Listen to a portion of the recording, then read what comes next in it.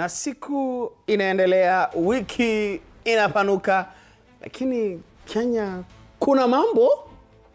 Daddie Marto right here, Martin Githinji on the Now Report right here at TV47, your home of untold stories. Na Kenya, ni kama nashukuru wa Kenya, kwa sababu kama sio wa Kenya, singekuwa kazi kila siku. Labda ningekuwa kazi siku moja kwa wiki, alafu ninangojea siku hiyo wiki nyingine ndio niweze kufanya kazi. Lakini tunaweza kosa mambo Kenya. Hatuwezi. Hebu tuanzie na hii. Here are furious parents that have sparked an absolute uproar at St. George's Secondary School, where, there is a disturbing incident where the girls were allegedly subjected to highly inappropriate body searches by police officers. The aggressive security measures which were supposedly carried out, to search for illegal substances completely crossed the line of decency, leaving the young girls deeply traumatized and their guardians breathing total fire. Na hizi searches mimi ninakumbuka wakati mimi nilikuwa high school. Zilikuwa zina happen hapo kwa gate. Tukiingia hivi tu wanaangalia kama kuna mkate, kama kuna blue band, hizo ndizo zilikuwa contraband zetu. Sijui contraband za siku hizi ni gani hizo ambazo wanabeba. Sizijui. Now, parents narrated that their daughters were unfortunately subjected to random searches by uniformed female officers who were, this is the unfortunate part, not the search, but the unfortunate part is the fact that they were physically handled inappropriately during their search. Now, the parents have demanded immediate accountability and the interdiction of the offending officers. While Kenyan schools are notorious for enforcing rather bizarre rules to keep students in check, citizens have loudly reminded the authorities that policing teenagers should never violate their basic constitutional human rights. Hey. Ni kama, again, vile nimesema, Kenya yetu iko na mambo. Now, there is a conflict here because there is what the school needs to do to ensure that the rules and regulations are followed and no unwanted, contraband. No contrabands end up in the school, because if contrabands end up in the school, then, the students will end up doing things that they should not be doing in school, and then the parents will be furious because the teachers are not taking care of the students the way that they should be taking care of them. And then, kuna hii situation where sawa unapiga search lakini hiyo search inapigwa aje. And I'm actually glad that it was said that it was done by female officers. So because had it been male officers, sasa hii story ndio ingekuwa mbaya zaidi. But please, tukue na decorum kidogo. We do not know the truth. Tukua hapo hivyo. Hatujui ni level gani yenye inaweza semekana ati ilikuwa imecross the line. Yes, I do understand that there are instances where in a crossing line. Yes, I do understand there are instances where the students will pretend that it has crossed the line depending on where they are hiding the substances. Kwa hivyo, hii ni catch-22. It needs to be handled delicately. All right. On to the next story. During the recent anniversary for the June 2024 demonstrations, police officers turned to high-tech warfare, deploying a powerful and highly controversial sound cannon known as the Long-Range Acoustic Device, or LRAD, to scatter demonstrators without firing a single bullet. Technology nayo. Now, borrowing from the June 2024 demonstrations where people went to the streets with Bluetooth speakers blasting Anguka Nayo, the government wanted to show off its toys too. But la kuchukua script, at least from Matatu za Rongai, walienda tech warfare direct. Now, the LRAD acts like an audio spotlight, using an array of advanced transducers to focus sound waves into a tight, highly directional beam that can travel over thousands of meters. When switched from voice mode to its notorious siren mode, the device blasts an incredibly intense high decibel alert tone directly between 2,000 and 4,000 hertz. This happens to be the exact frequency range where human hearing is almost painfully sensitive, triggering immediate disorientation, severe headaches, and unbearable ear pain for anyone trapped in its direct path, while human rights groups are deeply concerned about the permanent hearing damage that this non-lethal weapon can inflict on citizens.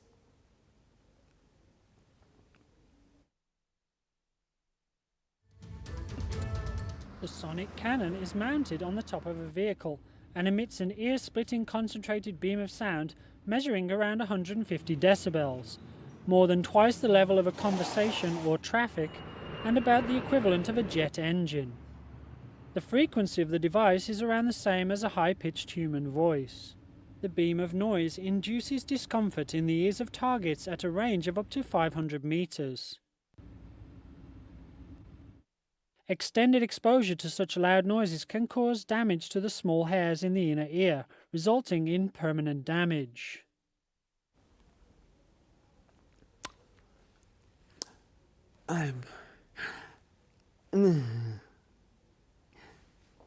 Okay, nina understand. Lakini niko na swali tu. There's one of the situations where I hope I do not get myself into trouble. So, tuko na serikali ambayo iko willing kuinvest na technology kama hii very fast to make sure that any sort of dissent is muted. Any sort of dissent is loudly killed. Lakini watu wakiitisha vitu simple kama kupunguziwa taxes kwa vitu zingine hapa na pale inachukua muda. Okay. Na confirm tu. Anyway. Unaona vile unaingiaga kwa mfuko ya jacket ambayo hujawahi vai na wale alafu unapata kachwani ulikuwa umesahau kabisa. Hey, sema Christmas. Now this happened to scientists after a rare dinosaur fossil from Antarctica was discovered tucked away kwa kabati for decades. The ancient bone, which originally belonged to the tail of a massive plant-eating titanosaur, was first picked up back in 1985 by a geologist named Mike Thompson, who casually mislabeled it as large reptile. Na kaitupa kama vile mlitupa huduma card. Decades later, paleontologist Mark Evans spotted the forgotten treasure sitting idly in the British Arctic Survey collections, realizing that the 23-foot-long creature actually used to roam a very different lush and forest-filled Antarctica millions of years ago. While researchers believe the prehistoric animal died young and floated out to sea, kama waru kwa dhufu, the incredible discovery proves that before you go searching for major historical breakthroughs, throughout the world, in the world out there unatafuta, you should probably start by cleaning out the messy drawers right inside your own house.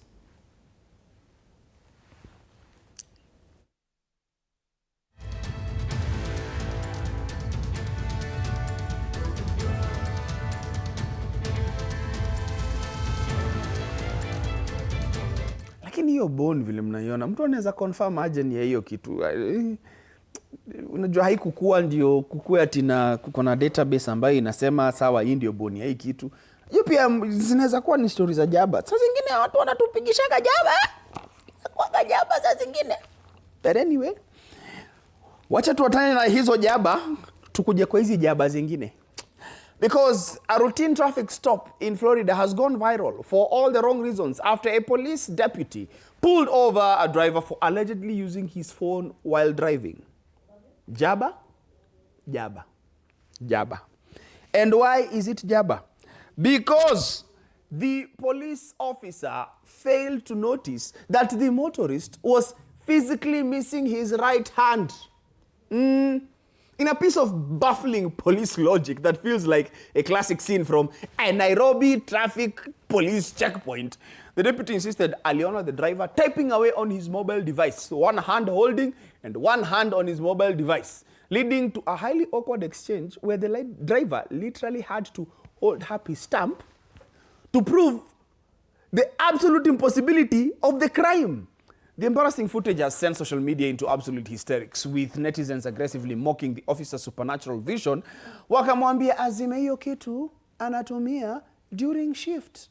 While traffic cops worldwide are notorious for using any creative excuse to meet their daily booking quotas, this particular incident proves that before you try to slam a driver with a hefty fine for texting, you should probably verify if they even have the basic anatomy required to text a message in the first place. Hello, ma'am. Hey, Good morning. I'm Daddie Marto with the Palm Beach County Sheriff's Office. Recently being pulled over in the city of Lake Worth today. We're doing an operation for distracted driver, and you drove past me holding the phone with your right hand, manipulating that phone. I mean, I saw you with the phone in your hand. Not. So you want to just call this a day? Or? I don't want to call it a day. You had a hand up manipulating the phone. You just said my right hand. Well, I thought I saw you with your right hand. You so had a you hand didn't. up. The right hand. I saw you manipulate. So you didn't. With the right hand, perhaps not, right? But I saw you. You didn't see me with my right hand. Okay, so are you saying that you saw me with my right hand? I know what I just said. I know what I just said. I'm asking you now. Did you or not have your phone on your hand? I did not. You did not have your phone in your hand? I did not. Hand to God, you didn't have a phone in your hand? Hand to God. The other hand to God, you don't have a phone in your hand? Hand to God. Cool. You have your driver's license, registration, and insurance with you? Yani, na bado wana argue, inabidi ame, hey, you know what? When it comes to the discipline forces, the, security forces, police officers, the military, one thing I have to give them is respect and value for the kind of work that they do and also the kind of training that they go through to be able to get to where they are. Now, that is all very important and valid. But you see, you cannot ignore the fact that there are people whose personalities ni personality zao tu ambazo ziko nje. Ni mtu angefika hapo hivyo a realize by the way nilikuwa jabaration. Ati hand to go. Ama tumechezwa. Ama hii ni kutrend ilikuwa inatafutiwa tu kutrend. Tunaweza kuwa tumechezwa. Ni kiki tu inatafutwa hapa hivi. Anyway. Acha tuachane na hayo. Huko Amerika kwa sababu kuna mambo inaendelea mzito. Of course you know that the World Cup is happening in Mexico, in America and in Canada. That is the Americas. The Americas. Sasa kama kuna kitu ilinishtua jana, ni kuna timu mbili zilitimuliwa ambazo sikutarajia. Number 1, Germany was ousted by Paraguay as a result of penalties. And then Morocco came from behind to eliminate Netherlands 3-2 on penalties after a thrilling 1-1 draw following extra time at Estadio Monterrey, hence booking their place in the World Cup last 16. The Dutch took the lead through Cody Gapco in the 72nd minute, but Issa Diop headed home a dramatic stoppage time equalizer to force extra time. Morocco goalkeeper Yassine Bounou then made a decisive save in the shootout before Ismail Saibari scored the winning penalty to send the Atlas Lions into the last 16 where they will face Canada. Acha nikwambia hao ni mafans wa Morocco, unaona hapo hivyo. Wamekaza kabisa.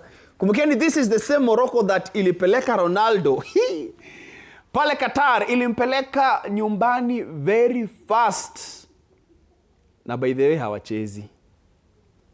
Have they actually lost any match during the group stages?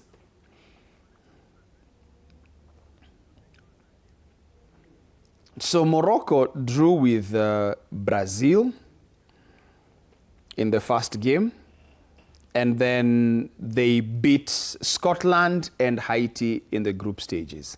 So they did end up number 2, and the only reason they ended up number 2 is because of goal difference, where Brazil had 6 goals plus, and then Morocco had only 3. But they have not lost a single game in the World Cup. Now, today's fixtures, leo ndo tutajua kwa sababu, but have you noticed that actually in the group, in the round of 32, there are at least 7 African countries that are playing. Mpaka kuna watu wamekuwa kicomplain, African teams zimepatiwa kipaumbele round hii, ni mingi sana zilikuwa zimeingia round hii, lakini si wamejituma. Now, today's fixtures, we have France playing Sweden, Ivory Coast playing Norway, and Mexico playing Ecuador. And then tomorrow, Wednesday, we have England and DRC, Belgium versus Senegal, and USA versus Bosnia and Herzegovina.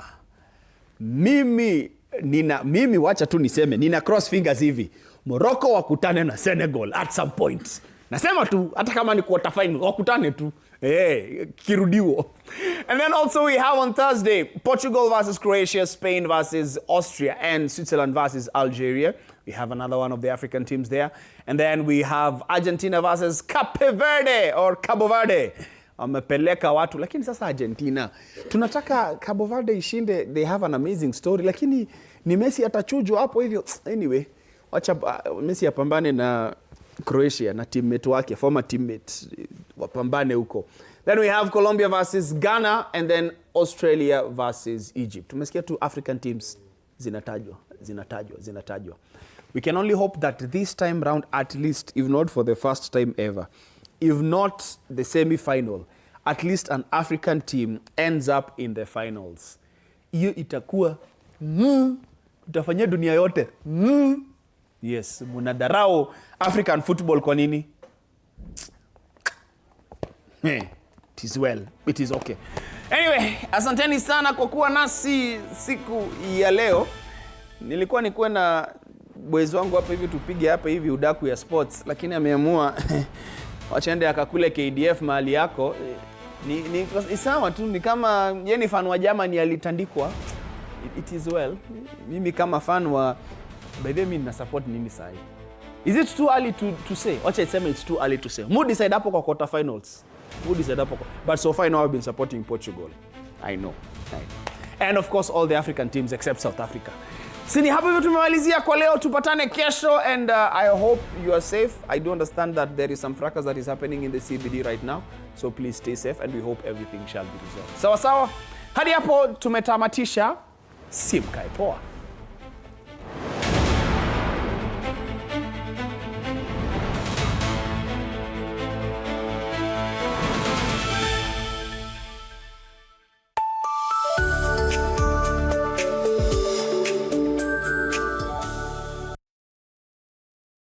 Azam TV, your favorite pay TV, just got even better. Effective 1st March 2026, we have added 5 amazing new TV channels to keep you entertained day and night. AMC Movies and Nolly Africa for the best of Nollywood movies and series.